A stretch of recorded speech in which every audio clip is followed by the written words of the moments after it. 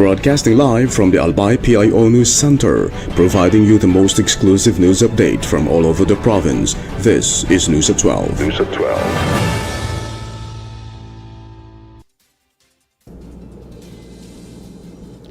In the local scene, the provincial government of Albay is expanding its Palit Basura campaign to strengthen waste management awareness and to promote sustainable practices in the communities. The program allows residents to exchange recyclable materials for essential goods as part of the province's environmental protection efforts. Provincial officials said the campaign encourages proper waste segregation and aims to build long-term solid waste management awareness at the barangay level. The initiative also promotes circular economy practices by helping households recognize the value of recyclable materials. Aside from waste collection, the program serves as an educational drive, highlighting the harmful effects of littering and the benefits of recycling.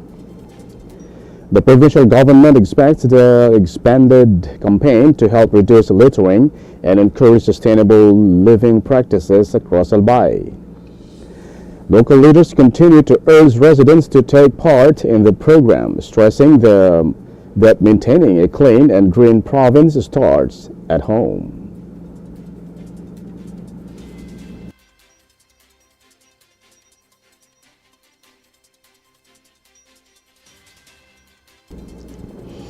In other story, the provincial government of Albay showcased its development agenda, tourism assets and investment opportunities to members of the Anvil Business Club during an orientation in Legazpi City.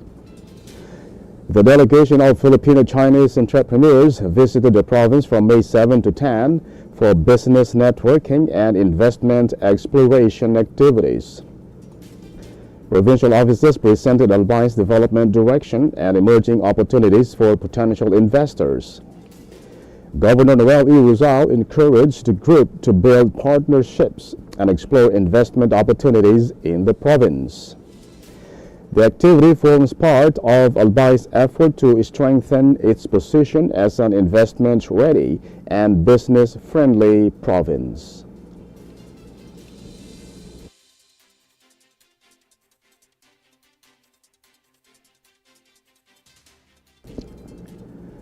In other news,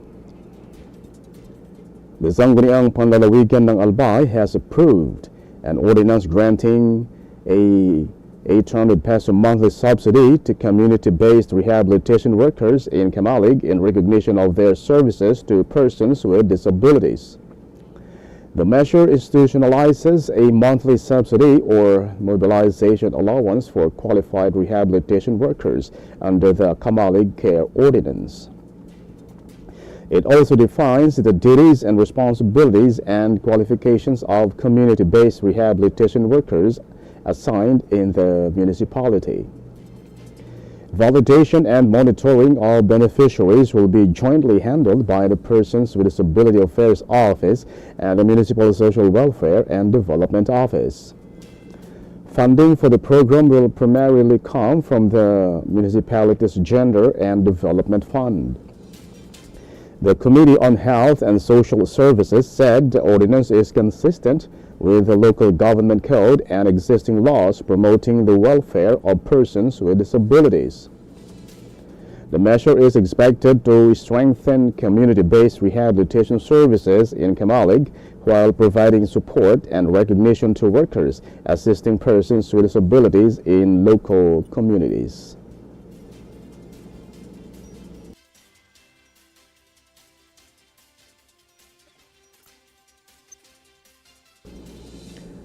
In the national scene,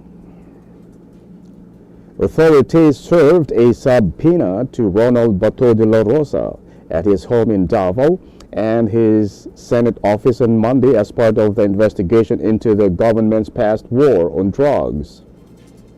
The subpoena was issued by the Criminal Investigation and Detention Group, ordering de la Rosa to appear at their office in Camp Crame on May 14 and bring documents related to the case.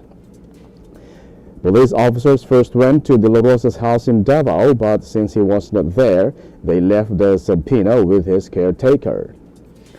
The officers also delivered the subpoena to his Senate office, where staff members accepted the document but instructed not to, refused to sign it. It received. De La Rosa, who served as police chief during former President Rodrigo Duterte's anti-drug campaign, may face legal consequences if he does not follow the subpoena without valid reason.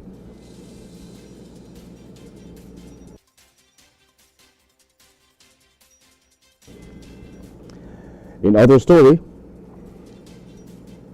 Deputy Speaker Paulo Ortega V said the House of Representatives will not give in to political pressure from the Partido Democrático Pilipino before Monday's vote on the impeachment complaint against Vice President Sara Duterte.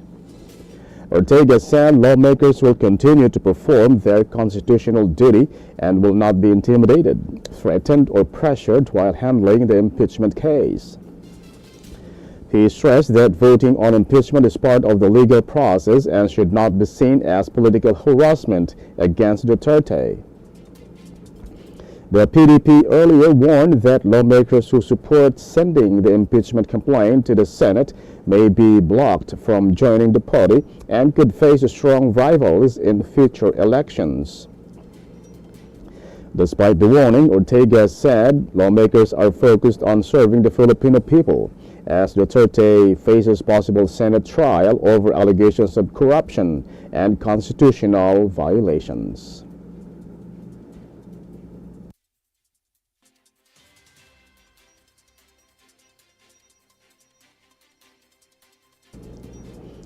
In other news, supporters of impeachment, including Akbayan Party List, the Makabayan Bloc, and other groups, held a rally outside the House of Representatives of the Philippines, urging lawmakers to impeach Vice President Sara Duterte before the planned vote. Protesters called for accountability over allegations of misused confidential funds, unexplained wealth, and other charges in the impeachment complaint. Rene Ko of Kabataan Party List said there was enough basis for impeachment and expected lawmakers to send a case to the Senate for trial.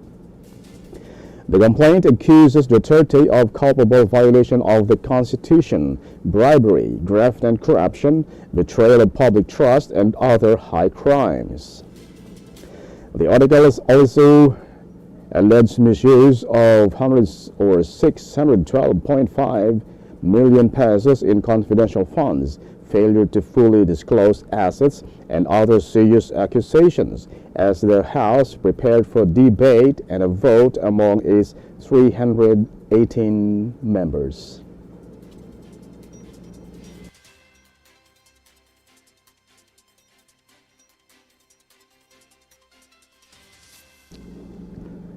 And in the news outside the country, U.S. President Donald Trump called Iran's terms for ending the Middle East war totally unacceptable, raising the likelihood of renewed conflict after weeks of negotiations.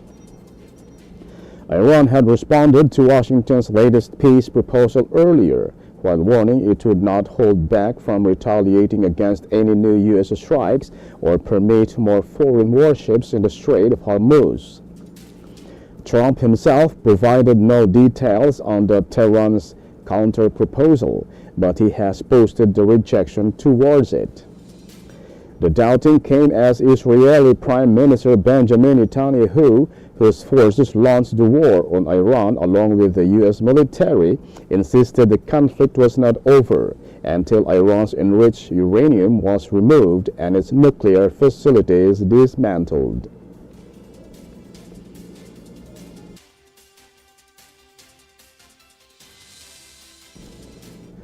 In other story,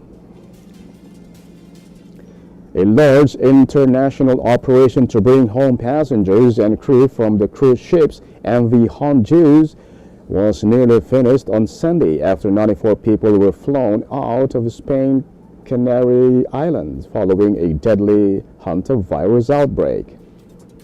3 people, a Dutch couple and a German woman, died from the rare virus, while several others became sick during the voyage that began in Argentina, where hantavirus is known to exist among rodents. Spanish officials said the evacuation involved passengers and crew from 23 countries, with more flights scheduled to Australia and the Netherlands before the ship leaves Tenerife and on Monday evening. Health authorities around the world are closely monitoring evacuees, with some countries ordering quarantines after the World Health Organization recommended 42 days of observation.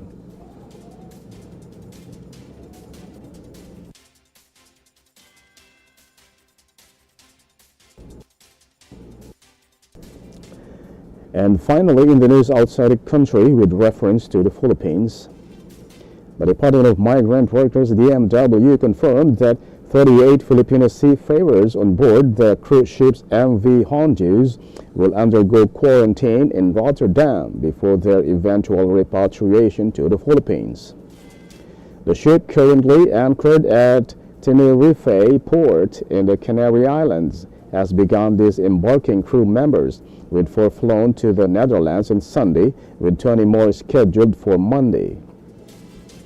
DMW Secretary Hans-Leo Kakdak assured that the seafarers' contracts remain active and they will continue to receive salary entitlements during the quarantine period. Health Secretary Ted Urbosa explained that the quarantine protocol is set at 42 days, with testing in Rotterdam, on which, when seafarers are cleared, they are set to return home. Health officials assured that the hantavirus outbreak on MV Honduras' risk for global public health is low and played down comparisons to the COVID-19 pandemic. And that's the news at 12, May 12, 2026. We'll be back tomorrow for more news updates. Thanks to our news writers, Naomi Ruth Hernandez and LJ Lurejo. And on the technical side, Chad Bovis. And our Provincial Information Office OIC, Marty Gonzalez. And under the supervision of our Governor, Noel E. Rizal, I am Greg Hallare. Thank you for subscribing. Albay in my heart.